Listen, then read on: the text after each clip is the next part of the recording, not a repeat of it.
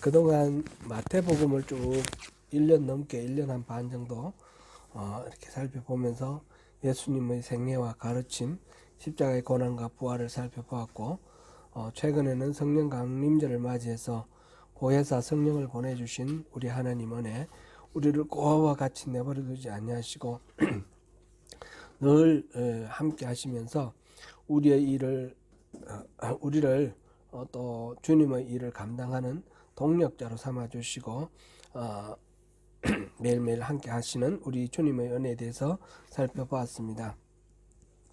앞으로 또 말씀을 어떻게 준비할지 지금 아직 원래 제 생각에는 계속해서 예수님에 대해서 예수님이 가르쳐 주신 그 삶의 가치관 그거를 쭉 볼까 생각을 하고 있었는데 좀 더 기도가 필요한 것 같아요. 그걸 기도하고 있습니다. 오늘은 늘 성령 충만한 일상의 그리스도인으로서 주님과 교제하면서 살아가기를 사모하는 우리들이 매일 성경으로 우리 묵상을 하는데, 최근에 이 묵상 과정 속에서 사도행전에서 놀라운 사실을 하나 발견하였습니다. 베드로와 바울이 사도행전 2장 25절부터 28절, 사도행전 13장 35절, 여기에서 시편에서 예수님이 부활할 것이라는 그 예언을 입증할 수 있는 예언을 소개하고 있습니다.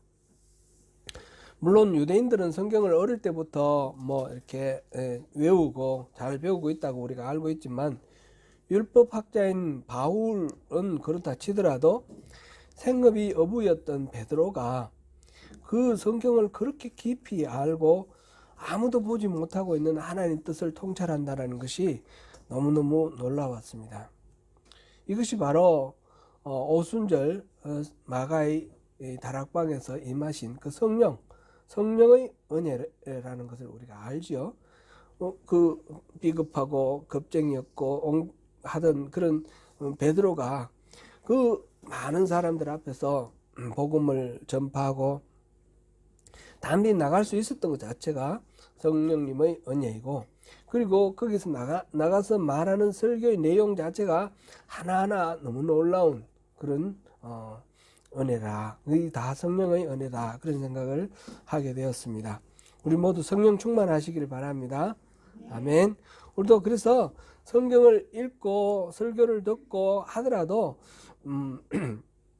성령의 은혜가 없으면 이게 깨달아지지가 않거든요. 제가 이제 이어령 박사가 쓴 어떤 글의 내용이 기억이 나는데, 이어령 박사 아시죠? 이화여대 영문과 교수로 이렇게 정년퇴직하고 나중에 석좌 교수로 20-30년 계셨는 그런 분인데, 영문학 교수였어요. 근데 이제 일본하고 굉장히 또 이렇게 많이 연구를 해서 잘 알잖아요. 아니, 일본하고 상관없는 이야기네요. 이분이 쓴 글에 보니까 자기가 성경을 수십 번 읽었다는 거예요. 영문학자로서 영문학을 연구를 하려면 성경 내용이, 그 영문학 내용이 전부 성경 내용이니까 수십 번을 읽었는데, 그건 별로 그냥 그런 이야기, 이런 이야기가 있구나 알았는데, 자기 딸이 자기에게 복음을 전했어요. 그리고 성경 얘기를 했는데 성경이 새롭게 다가오는 거예요.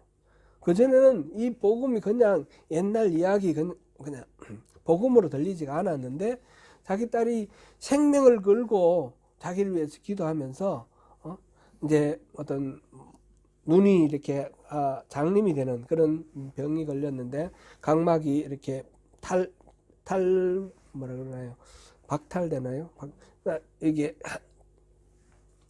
각막이 떨어져 나가서 이렇게 눈을 못 보게 되는 그런 병에 걸려가지고 아버지한테 부탁을 한 거예요. 아버지, 기도해 주세요, 나를 위해서.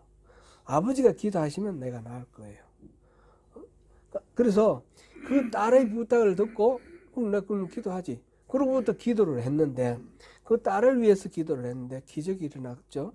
그 기적이 일어나고 그것을 바라보면서 딸이 눈이 괜찮아졌어요. 나았어요. 그 이후에 이제 또 손주를 잃고 또 암이 걸리고 이런 여러 가지 투병 과 여러 가지 아픈 그런 경험을 통해서 점차 그 기도를 하면서 기도를 들으시는 하나님과 교제를 하게 되고, 그러면서 복음을 알게 됐어요. 그 다음에 성경을 보니까 자기가 수십 번 읽었던 성경인데 내용이 다르더라는 거죠. 우리 또한 마찬가지입니다. 신앙생활 오래 한다고 깊어지는 것도 아니고요. 오래 한다고 성경이 저절로 읽어지는 것도 아니에요. 배운 어떤 학문이 학식이 많다고 잘 아는 것도 아니에요. 어릴 때 뭐 이렇게 생각해 보면 주변에 교회 다니는 이런 분들 보면 시골에서 농사 짓는 학교 가본 적도 없는, 배운 적도 없는 그런 할머니가 한글도 못 읽는데 성경 내용 그렇게 잘 알고 있고 깊이 꿰뚫고 있잖아요. 이거는 성령의 도우심이 필요하다라는 것을 우리가 생각하면서, 우리 지금 성령 강림절 주간을 보내고 이번 주에 또 성령 강림절을 기념해서 존 웨슬리의 그 회심 기념 봉성회도 하고 하니까 더욱 간절한 마음으로 우리 성령의 은혜를 구하시면서 우리 그렇게 매일매일을 보내시면 좋겠습니다. 이에 감탄하면서 베드로와 바울이 인용하고 있는 그 시편 16편을 제가 또 읽었는데, 이 시편 16편에서 또다시 저는 또 새로운 어떤 감동을 받았습니다. 다윗의 고백 속에 우리가 누리는 신앙의 그 복의 핵심이 들어있구나, 그런 것을 깨달았습니다. 그래서 오늘 이 말씀 본문을 해서 우리가 함께 은혜를 나누려고 합니다. 시편 16편에는 표제가 붙었는데 다윗의 믹담 이렇게 되어 있습니다. 그러니까 이 시를 지은 사람은 다윗이라는 건 알 수가 있고, 믹담은 뭔지 잘 모릅니다.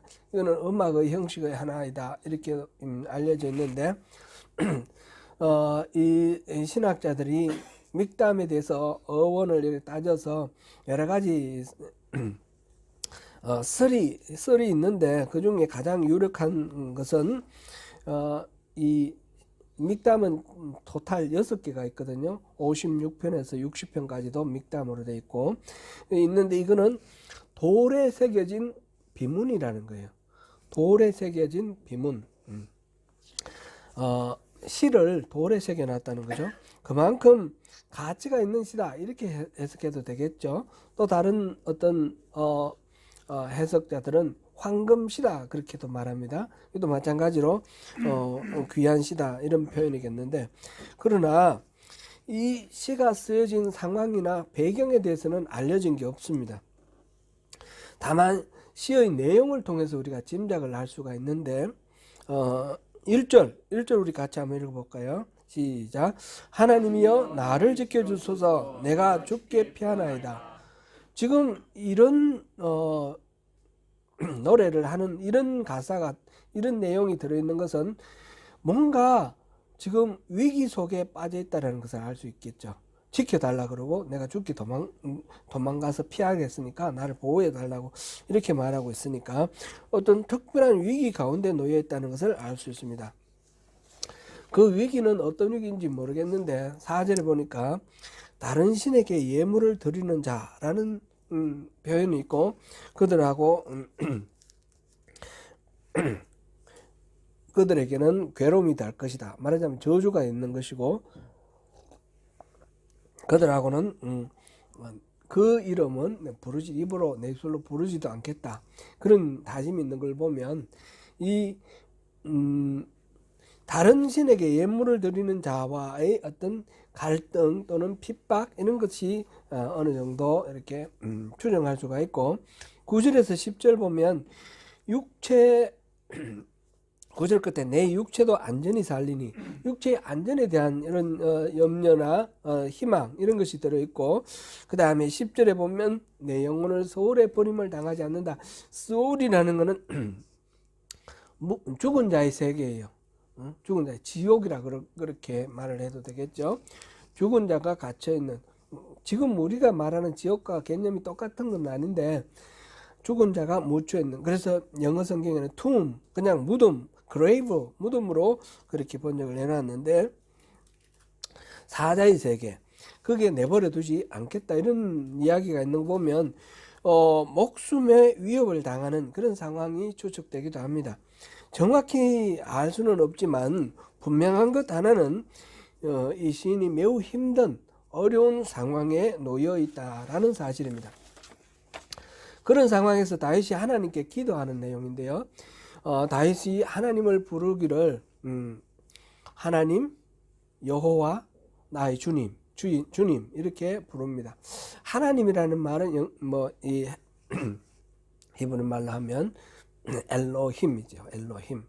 엘로힘. 이 엘로힘 하나님이라는 말은 일반적으로 가장 많이 쓰는 이 표현이죠. 그러면서 하나님의 능력, 권능 이것을 같이 강조하여서 표현하는 말입니다. 여호와라는 이름은 하나님 일반 명사 하나님에서 여호와라는 이 특별 명사예요. 저는 사람이지만 제 이름이 송명헌이라는 그런 고유 명사가 있지 않습니까? 마찬가지로 여호와라는 하나님의 고유 명사 여호와라는 그런 이름이 있습니다. 이 여호와는 이스라엘 백성들과 하나님과의 특별한 관계를 이렇게 표현하는 그런 말입니다. 여호와를 줄여서 야란 야라고 붙어 있는 그런 아하시야 이런 이름들 야라고 붙어 있는 이름들은 이 여호와하고 연결이 많이 되어 있고 엘이라고 붙어 있는 이름은 이 엘로힘 이 하나님과 연결이 많이 되어 있는 그런 이름입니다. 예를 들면 이스라엘부터 시작해서 그렇게 됩니다. 그리고 그 다음에 주님 이렇게 나와 있는데 여기서 주님은 일반적인 하나님의 권능과 능력 그런 것하고 좀 다르게 또 민족적으로 이스라엘과 하나님의 관계하고 다르게 개별적인 관계, 나와 하나님 사이의 개별적인 관계를 나타내는 말입니다. 주님이라는 말은 하나님은 나의 주인이시고 나는 종이다라는 뜻이죠. 그래서 주님과 나는 주종관계가 있습니다. 주종관계는 오늘날의 어떤 사회 어떤 의식 이런 것을 생각했을 때 인간의 모든 사람들은 동등해야 되고 자유와 평등 이런 걸 생각하면 좀 뭔가 부정적인 생각을 이렇게 갖게 되는데 이거는 또 시대적인 상황도 같이 우리가 고려해서 봐야 되겠죠. 이 고대 사회에 다윗이나 예수님이나 이 고대 사회에 있어서의 주종은 다른 개념으로 우리 생각해야 됩니다. 주인과 종은 운명 공동체까지는 아니지만 어떤 공동체적인 그런 생각이 있습니다. 물론 주인은 종을 팔 수도 있고 살 수도 있는 그런 상황이지만 같이 있는 상황 속에서 주인이 잘 되면 종도 잘 되는 거 따라서 주인이 잘못되면 종도 잘못되는 거예요. 그러니까 노예의 신분을 가지고 권세를 부리는 사람도 많아요. 로마 시대에 보면요, 어떤 황제가 있고 호민관 이렇게 있지 않습니까? 그럼 그런 관직을 가진 사람의 종은 평민보다도 훨씬 높은 거예요. 그런 식으로 종은 주인과 짝을 이루는 하나의 연결되어 있는 공동체 그런 개념으로 우리가 생각할 수 있는데 지금 여기서 말하고 있는 다윗이 하나님을 나의 주님이여 라고 말할 때는 그렇게 하나님은 나의 주인이시고 나는 하나님의 종입니다. 그런 친밀한 1대1 관계 속에서 이렇게 생각할 수 있는 그런 관계입니다. 제가 이걸 어떻게 생각하면 좀 더 실감이 날까 생각해 보니까 벤허라는 영화가 생각이 났습니다. 벤허의 주인공 이 허가의 장자 벤이죠. 벤허가 친구의 뭐라 그래야 되나 친구의 배신에 의해서 노예가 되었습니다. 노예가 되어서 배를 젓는 옛날에는 이런 전기기관이라든지 다른 기름을 떼는 내연기관 이런 게 발전되지 않았으니까 바람과 노 젓는 거, 이 힘으로 배가 움직이지 않습니까? 그래서 노를 젓는 이 갤리선이라고 그랬는데, 갤리선의 노예가 돼서 노를 젓습니다. 특별히 이제 전쟁을 치러 나가는 전투함의 경우에는 이 바람에 따라서 움직이면 이 방향을 마음대로 조정을 못하기 때문에 이 갤리선을 주로 많이 이용을 했는데, 이 배너가 탄 그 배가 그 로마 군대의 사령관이 타고 있는 그런 배였어요. 그런 전쟁이 붙었는데 이 배가 가라앉게 됐습니다. 가라앉을 때에 이 배너가 그 주인을 살려주죠. 주인이 아리우스라는 말하자면 고위 그런 귀족이었는데, 그 사람을 살려주니까 이제 갤리선의 노예에서 아리우스의 노예가 되죠. 아리우스의 노예가 되니까 완전히 신분이 달라집니다. 완전히 뭐 귀족같이 그렇게, 나중에는 아리우스가 양자로 이렇게 입양을 하고 아리우스의 상속자가 됩니다. 노예 중에서 이런 상속자가 되는 것은 로마 시대에 아주 흔한 그런 일입니다. 그래서 주와 종의 관계는 그런 식으로 공동체적인 연관관계가 있다, 이걸 생각하고 다윗의 노래를 생각해 보면 좋겠습니다. 다윗은 위기의 순간에 하나님께 기도하며 하나님께 피신하고 있습니다. 자신의 장인이자 왕인 사울이 정예병 3,000명을 끌고 추격할 때, 그때인지 아니면 아들 압살롬이 반역하여서 스스로 왕이 되고 이 아버지 다윗을 죽이려고 추격하는 상황인지, 그 어떤 위기의 상황인지는 알 수가 없습니다. 그러나 그 어떤 상황이든지 다윗은 피할 곳이 없어서 나는 오직 주님만이 나의 반석이시고 나의 보호자시고 나의 피할 곳이다 라고 고백하면서 주님께 지금 피한다 라고 노래하는 그런 장면입니다. 그렇게 주님께 의지하고 피하면서 다윗은 하나님으로 받은 복에 대해서 노래를 하고 있는데요. 세 가지가 나와 있습니다. 여기서 첫째는 성도이고, 둘째는 하나님의 공급하심이고, 셋째는 하나님의 인도와 보호하심입니다. 먼저 첫 번째 복에 대해서 알아보겠습니다. 본문 3절입니다. 우리 같이 한번 읽어보겠습니다. 시작. 땅에 있는 성도들은 존귀한 자들이니 나의 모든 즐거움이 그들에게 있도다. 성도들, 거룩한 자들. 원래 거룩함이라는 것은 하나님의 속성이죠. 그래서 거룩하신 분 하면 하나님이에요. 근데 복수로 돼서 거룩한 사람, 거룩한 자들, 거룩한 분들 이렇게 되면 천사를 말해요. 그런데 지금 여기서는 땅에 있는 거룩한 사람들 이렇게 표현을 해서 바로 성도들이다, 이스라엘 백성들이다, 이렇게 표현하고 있습니다. 이스라엘 백성들, 언약의 자손들을 땅에 있는 거룩한 자들이다, 그렇게 부르면서 모든 즐거움이 그들에게 있다. 이스라엘의 왕으로서 자기들 백성들에게 모든 기쁨과 소망이 다 담겨 있다는 거죠. 이스라엘 백성들 왕으로서 자기의 지배를 받고 있는 피지배자라의 생각보다는 이웃으로 생각하고 있습니다. 하나님과 자신의 관계처럼 똑같이 동등하게 사람으로서 나 외에 다른 성도들이 나에게 지금 기쁨이 되고 즐거움이 되고 있다, 그렇게 노래하고 있습니다.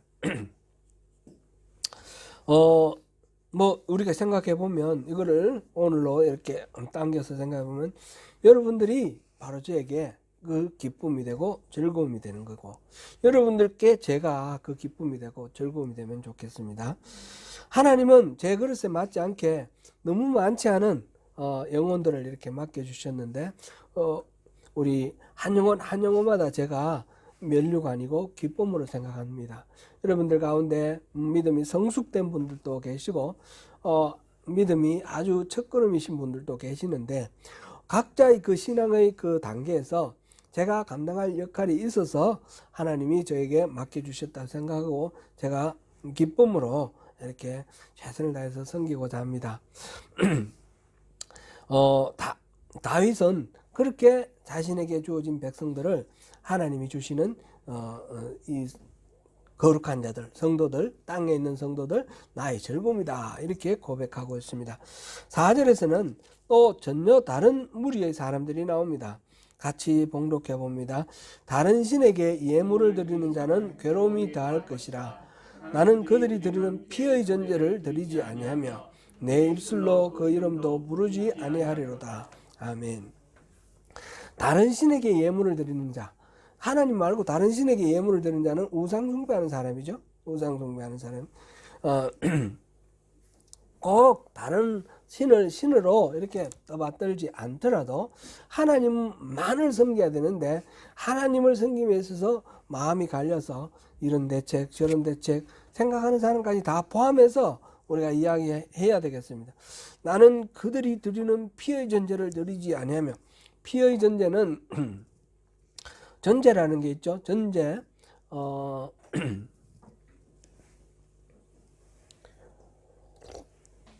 전제는 술로 드리는 제사예요. 포도주 또는 아주 드물게 기름으로, 감람류로 드리는 제사입니다. 제가 볼 때는 이거는 이제 짐승을 잡아서 이렇게 바칠 때에 짐승을 잘 타게 하는 그런 방법으로 전제를 드리는 것 같습니다. 물론 밑에 장작으로 이렇게 불 태우지만 그 위에 짐승 살코기를 올리고, 그다음 전제 술을, 이 포도주도 도수 높은 포도주니까 잘 타는 그런 거죠. 그렇게 해서 이렇게 태우는 거. 그래서 우리가 일반적으로 전제라고 그러면 우리 자신을 태우는 걸 말합니다. 우리 자신을 태워서 완전히 피까지 쏟아내는 그런 전심으로 이렇게 모든 것들을 헌신하는 그런 거를 전제라고 그러는데, 피의 전제, 피를 붓는 그것을 통해서 그 신을 섬기는 것을 말하죠. 영어로는 libation 그랬는데, 이게 그 전제, 전제 또 다른 말이 하나 있는데 지금 갑자기 생각이 안 나요. 전제, 관제. 고린도 후서에 보면 관제라는 표현이 나오죠. 관제와 전제는 같은 말입니다. 관제는 따라 붙는다는 뜻이고, 전제는 술잔이다, 술이다라는 그런 뜻입니다.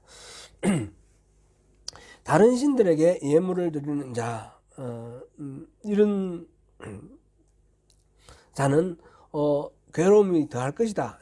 이제 저주하는 말이고, 그 다음에 그들이 드리는 피의 전제를 드리지, 나는 그런 식으로 하지 않겠다. 내 입술로 그 이름도 부르지 아니하리라.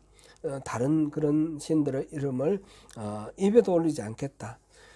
그런 사람들과 상종도 하지 않겠다는 그런 강한 의미입니다. 그만큼 하나님이 유일한 나의 복이고, 하나님이 유일한 나의 하나님이시고, 하나님이 붙여주신 성도가 있기 때문에 그런 사람들과는 내가 교제하지 않겠다, 그런 의미입니다. 여기서 첫 번째 나오는 이야기는 성도가 바로 복이다라는 겁니다. 성도가 복이다. 두 번째는 하나님이 공급해 주시는 것이 복이다. 5절 6절 우리 함께 보시겠습니다. 여호와는 나의 산업과 나의 자녀의 소득이시니 나의 분깃을 지키시나이다.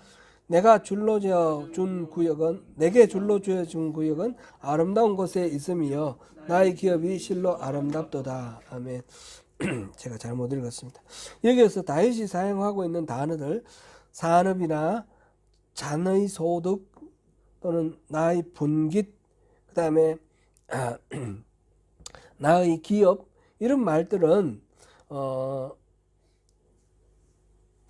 좀 이렇게 성경에서 많이 보는 그런 단어죠. 기업이라는 것은 오늘날 우리가 비즈니스하고 이렇게 하는 엔터프리너, 그런 기업이 아니고 영어로 보면 헤리티지라고 번역을 했어요. 헤리티지, 유산, 가업, 대를 이어서 그 과정에서 이렇게 이어가는 어떤 업, 이런 것들도 기업이라고 이렇게 말할 수 있겠죠. 이때의 기자는 터 기자를 써서 터가 되는 그런 업을 말합니다. 여호수아 15장에서부터 19장 사이에 이스라엘에게 땅을 분배를 하는데 그때에 이런 단어들을 이렇게 사용했습니다. 다윗은 자신의 필요가 채워지고 있는 것에 대해서 만족스러워하고 있습니다. 내게 줄로 지어준 구역은 아름다운 곳에 있다. 내게 줄로 지어준 구역. 이스라엘 지파가 가나안 들어갈 때 이제 지파별로 먼저 12지파별로 나누고 각 지파에서는 가문별로 나누고 각 가문에서는 이제 가족별로 이렇게 쫙 나눠 가지고 그 모든 땅을 이렇게 다 분배를 했죠. 그런데 분배할 때에 분배를 받지 못한 사람들이 있었어요. 레위 지파는 분배를 받지 못했습니다. 레위 지파는 하나님이 기업이다 그랬습니다.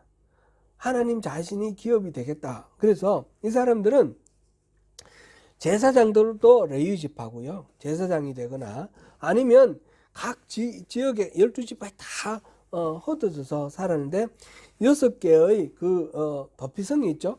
도피성을 또 이렇게 이루고 살기도 하고 그 다음에 다른 지역에서도 이렇게 흩어져 살았는데 이 레위 지파는 하나님의 일, 제사장 직무나 그 다음에 찬양대나 이런 예배를 드리는 데 관련되는 모든 일에 종사를 했고 그 외에 성경을 필사를 하고 성경을 가르치고 기타 이런 종교적인 활동을 했습니다. 그들은 생업이 없기 때문에 누가 책임집니까? 공동체가 책임집니다. 그 레위 지파가 살고 있는 지역 공동체가 그래서 성경에 보면 과부와 고아와 나그네 레위 지파 이렇게 네 부류는 공동체가 반드시 책임져야 하는 그런 사람들로 나와 있습니다.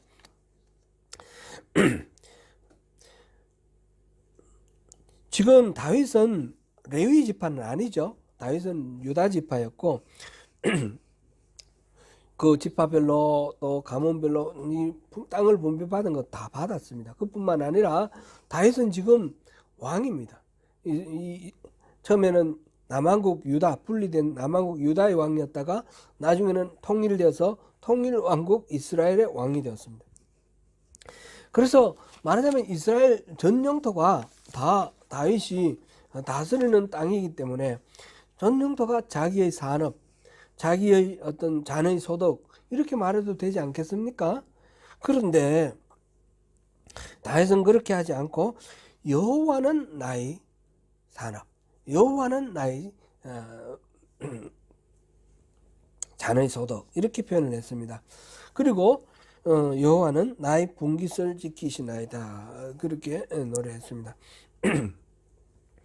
자기의 분깃을 자신이 이스라엘의 왕이 아니라 하나님이 이스라엘의 왕이라는 것이고 자기는 거기에 청지기 역할을 한다는 뜻입니다.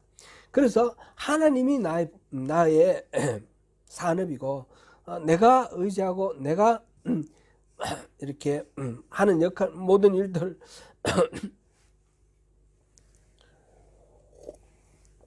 자녀의 소득이라고 그랬는데 그것으로 이제 내가 먹고 사는 것은 하나님이라는 거죠. 하나님으로 인해서 내가 산다라는 것이요.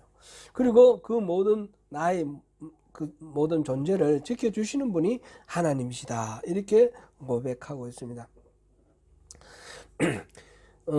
다윗은 자기에게 맡겨진 이스라엘을 하나님이 자기에게 줄로 지어준 구역이다 이렇게 말을 하면서 아름답다라고 찬양을 합니다. 그리고 하나님이 지어준 구역이기 때문에 그것이 아름답다 그랬는데 아름답다라는 말 자체가 원래 본래의 가치에 가장 맞게 됐다라는 뜻이에요. 선하다 라는 말, 선하다는 말이 보면 원래 창조된 목적대로 된 것이 선하다는 거죠. 아름답다도 그런 비슷한 말입니다. 선하다 그러면 여름이 더우면 선한 거예요. 겨울이 추우면 선한 거예요. 여름이 추우면 이거는 선한 게 아니고 악한 거죠. 그리고 소가 풀을 먹으면 선한 거고 호랑이가 풀을 먹으면 악한 거예요. 원래 지어진 하나님이 지으신 창조의 그 모습 그대로 되는 것이 선한 것이고 그것을 이탈한 것이 악한 것이에요. 아름다운 것도 그런 것이 아름다운 것이고 원래의 목적대로 가장 잘 표현되어 있는 것이 아름다운 것이고 그렇지 못한 것이 아름답지 않은 것입니다. 지금 이 다윗이 이야기하는 것은 하나님이 나에게 줄로 지어준 땅 그것이 아름답다. 그것으로 나는 그냥 만족한다. 더 이상 바라는 것이 없다는 것입니다. 그러니까 다윗이 막 대제국을 이루어서 페르시아나 로마처럼 그런 제국을 이루어서 이렇게 황제가 되려고 하는 그런 마음이 전혀 없습니다. 다윗은 주신 이것으로 이스라엘로 감사합니다. 성도들이 감사하고 이 주신 땅이 감사합니다. 감사하고 있는 그런 상황입니다. 그리고 세 번째 복은 하나님의 인도하심과 보호하심입니다. 7절을 같이 읽어보겠습니다. 시작. 나를 훈계하신 여호와를 송축할지라 밤마다 내 양심이 나를 교훈하도다. 하나님이 다윗을 훈계하시고 또 밤마다 양심이 나를 교훈한다 그랬습니다.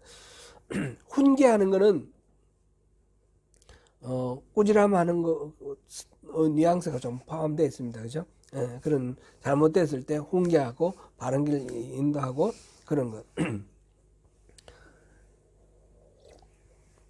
하나님이 무엇이 옳은지 그런지 어떤 길로 가야 하는지를 늘 말씀해 주신다는 것이죠. 시편 119편 105절 우리가 많이 암송하실 것입니다. 주의 말씀은 내 발의 등이요 내 길의 빛이니이다. 이 주의 말씀이 내가 가는 앞길을 비춰주시고 또 인도하신다라는 그런 고백. 그것도 또한 시편 119편도 다윗의 시로 그렇게 우리가 알고 있는데 다윗은 그렇게 하나님께 의지하며 살아갑니다. 밤마다 양심이 나를 교훈한다. 양심은 하나님이 우리에게 주신 마음의 율법이기도 하고 안정장치이기도 하고 경고등이기도 하고 그렇습니다. 로마서 2장 14절 15절에서 그렇게 표현되었습니다. 하나님은 말씀과 양심을 통해서 우리를 올바른 길로 인도하십니다. 그 하나님이 인도하시는 길로 따라가는 다윗에게 하나님은 언제나 흔들리지 않는 견고한 그런 지지대가 되고 있습니다. 8절을 보시겠습니다. 내가 여호와를 항상 내 앞에 모심이여 그가 나의 오른쪽에 계심으로 내가 흔들리지 아니하리로다. 여호와를 항상 내 앞에 모시면 나는 어디에 있습니까? 나는 여호와 앞에 있는 거예요. 그죠?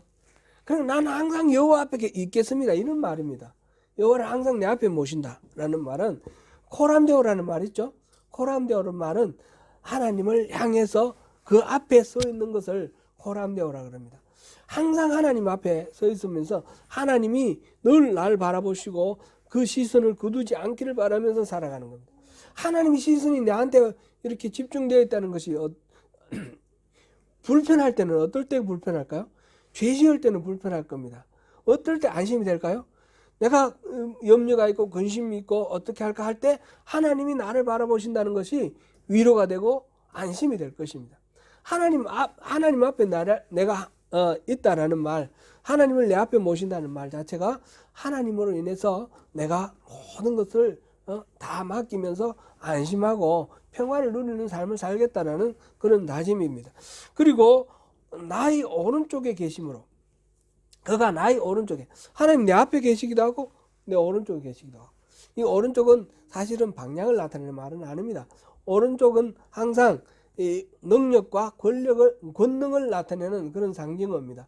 그래서 하나님 보좌 우편에 예수님이 계시잖아요. 근데 오른쪽 왼쪽 꼭 이런 식으로 사실상 그런 거는 아닙니다. 하나님이 예수님이시니까 함께 계시는데 하나님의 권능으로 예수님이 계신다는 뜻입니다.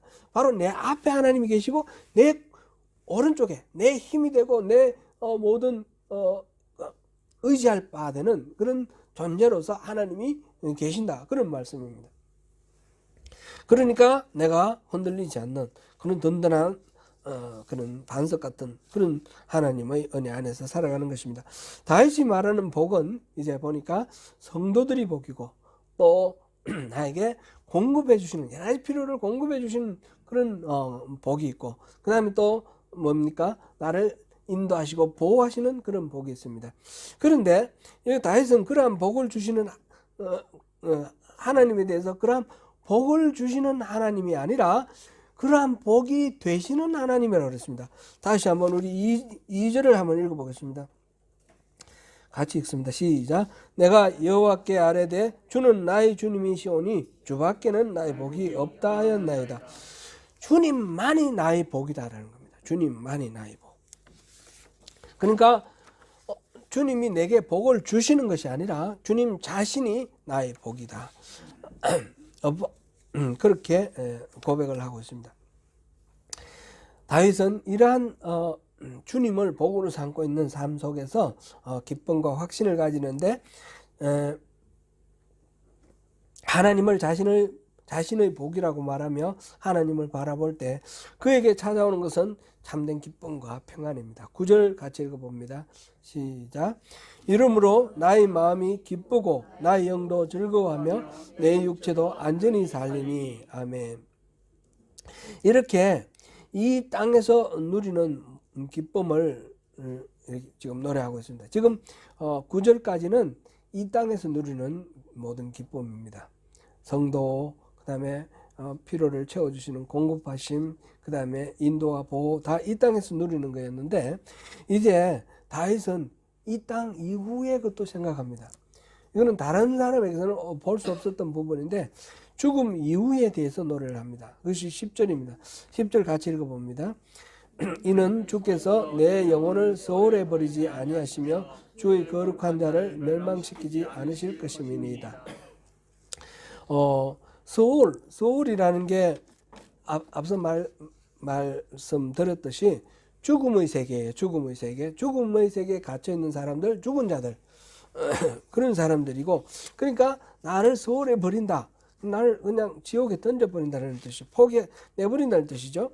그 다음에 주의 거룩한 자, 아까 성도를 그 복수를 했을 때 주의 거룩한 자들이라 그랬죠. 그 중에 한 사람이 주의 거룩한 자, 나를 멸망시키지 않을 것이다. 그렇게 노래합니다.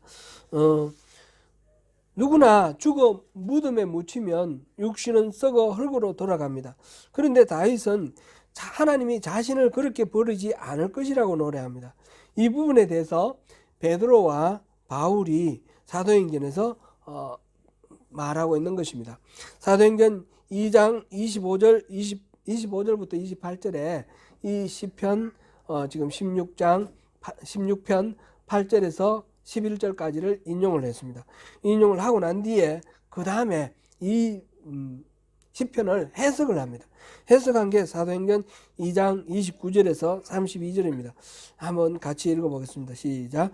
형제들아, 내가 조상 다윗에 대하여 담대히 말할 수 있노니 다윗이 죽어 장사되어 그 묘가 오늘까지 우리 중에 있도다. 그는 선지자라 하나님이 이미 맹세하사 그 자손 중에서 한 사람을 그 위에 앉게 하리라 하심을 알고 미리 본고로 그리스도의 부활을 말하되 그가 음부의 부림이 되지 않고 그의 육신이 썩음을 당하지 아니하시리라 하더니. 무슨 내용인지 아시겠죠? 지금 다윗이 노래를 했는데 뭐라고 했습니까? 다윗이 주께서 내 영혼을 소홀해 버리지 아니하시고 내 육신을 내 거룩한 자 내 육신을 멸망시키지 않을 것이다. 이 육신을 말하자면 썩게 하지 않을 것이다. 그런 뜻입니다. 영혼을 소홀해 버리지 않고 육신을 썩게 하지 않을 것이다. 그렇게 다윗이 노래를 했는데 다윗은 어떻게 됐습니까? 무덤에 묻혀서 썩었습니다. 죽었습니다. 그죠? 죽고 썩어서 무덤에 지금 묻혀 있습니다. 그러니까 이 이야기는 다윗이 자기 자신을 직접적으로 노래한 것은 아니겠다라고 생각을 하는 거죠. 그러면 누구냐? 다윗은 선지자니까 다른 것 보통 사람이 볼 수 없는 하나님 보여주시는 것을 볼 수 있는 거예요.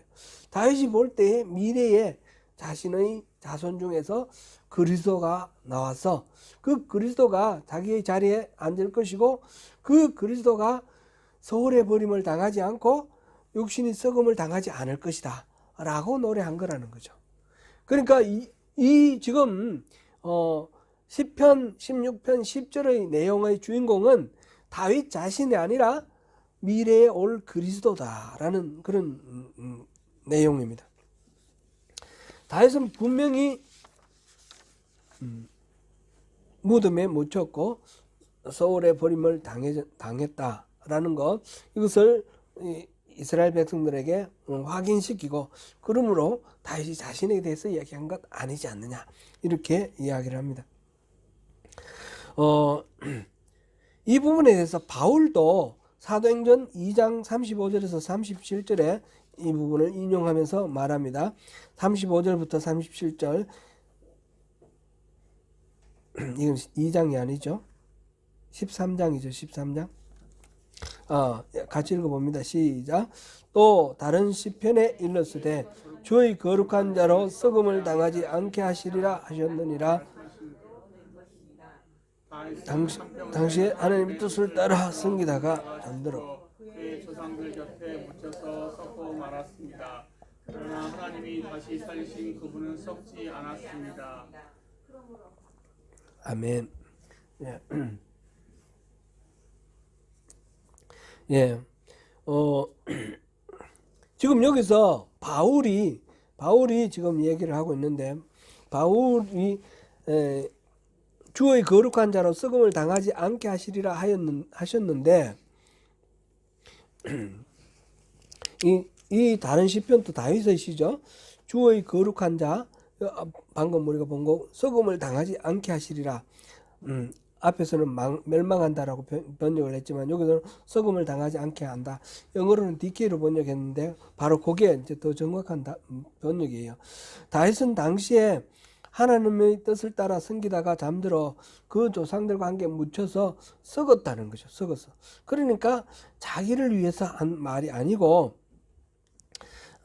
하나님께서 이 부활시키시고 살리신 예수 그리스도를 위해서 한 말이다라는 것을 지금 바울도 이야기를 하고 있습니다. 시편 16편 10절의 주인공은 다윗 자신이 아니라 예수 그리스도다 이렇게 지금 말하고 있습니다. 베드로와 바울이 같은 결론을 이야기하고 있습니다.